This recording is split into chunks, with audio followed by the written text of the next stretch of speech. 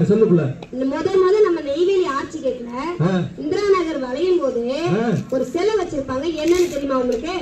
என்னன்னு தெரியும்.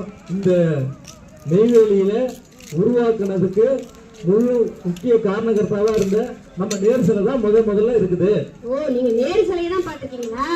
நம்ம என்எல்சில மைன்ஸ்ல சுரங்கத்துக்காக தொழிலாளர் வேலை செய்யறாங்க. அந்த தொழிலாளர் சிலையை உங்க கண்ணுக்கு தெரியவே இல்லையாங்க மச்சான்? அதெல்லாம் நாங்க தொழிலாளர் கூடவே இருக்கிறதுனால அதை மறந்துட்டோம்ல. அந்த தொழிலாளர் உட்கார்ந்து இருக்க போஸ் சிலை எப்படி வச்சிருக்காங்க தெரியுங்களா நம்ம அதிகாரிகளா?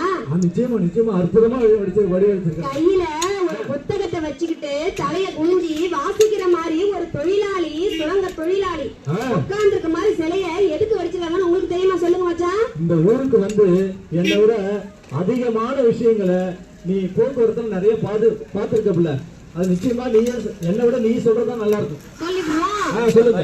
இப்ப அந்த சிலையில படிச்ச உழைப்பாளி அந்த தொழிலாளி உட்கார்ந்து இருக்க அந்த புத்தகத்தை படிச்சுக்கிட்டு வேலை பார்க்கறது எதுக்கு, பாதுகாப்பா எப்படி இருக்கணும்ன்றத அந்த புத்தகத்தை முதல்ல போட்டிருப்பாங்க. ஓஹோ, நம்ம பணி செய்யும் போது என்னென்ன பாதுகாப்போட நம்ம வேலை செய்யணுங்கிறத அத புத்தகத்துல படிச்சுக்கிட்டே தான் அந்த வேலையை செய்ய தொடங்குறாங்க. வண்டி வாகனம் வந்தா எப்படி நம்ம மைன்ஸ்க்குள்ள சுரங்கத்துக்குள்ள போகணும், கன்வேயர் பெல்ட் வந்தா எப்படி போகணும், அங்க ஏதாவது விபத்து நேர்ந்தா ஒலி சத்தம் கேட்டா தொழிலாளி எல்லாம் எப்படி நம்ம பாதுகாத்துக்கணும், இப்படி நிறைய விஷயங்களை என்எல்சி அந்த புத்தகத்துல சொல்றதுனாலதான் அந்த தொழிலாளர் அங்க உட்கார்ந்து இருக்கிற வடிவமைப்பிலேயே புத்தக அறிவாளியாவும் இருக்கணும், திறன் பெற்ற தொழிலாளியாவும் இருக்கணும்னு என்எல்சி பாதுகாப்பு சொல்லி இருக்கு. தெரியுதா மச்சான் உனக்கு? எல்லாம் சொன்னதுல, அதாவது இதெல்லாம் ஒரு பக்கம் இருந்தா கூட இந்த நெய்வேலியோட கட்டமைப்பு, அதுக்கப்புறம் இதே மாதிரி பேசிட்டே இருந்தா எனக்கு டைம் ஆகிவிடும். நான் கடைசியா ஒண்ணு சொல்லிடுறேன். சொல்லுங்கள. நம்ம என்எல்சில ஜிஹெச் வச்சிருக்காங்க. அது என்எல்சி தொழிலாளி மட்டுமா பயன்படுறாங்க? இல்லையே, சுற்றுவட்ட மக்களும் தான் பயன்படுறாங்க. அதனாலதானே அதுக்கு பேரு பொது மருத்துவமனைன்னு வச்சாங்க. அது மட்டுமா, வீட்டுக்கு வீடு ஆடு மாடு கோழி எல்லாம் நம்ம 2ஆம் பிளாக்ல கால்நடை மருத்துவத்தை யார் செஞ்சு கொடுத்தாங்க?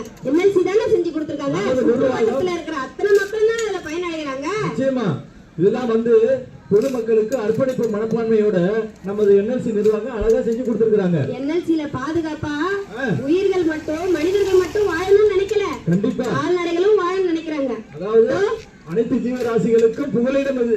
ஆமா, பாருங்க, வேலைக்கிழமானா செவ்வாய்க்கிழமானா சந்தை வருது, அது கூட தொழிலாளிகளுக்கு மட்டுமா அந்த சந்தையில பயன்படுறோம் இல்ல, என்எல்சியை சுத்தி ஆமா சுற்று வட்டாரத்துல இருக்கிற பகுதி மக்கள் அத்தனை பேரும் தான் வியாபாரத்துக்கு வராங்க.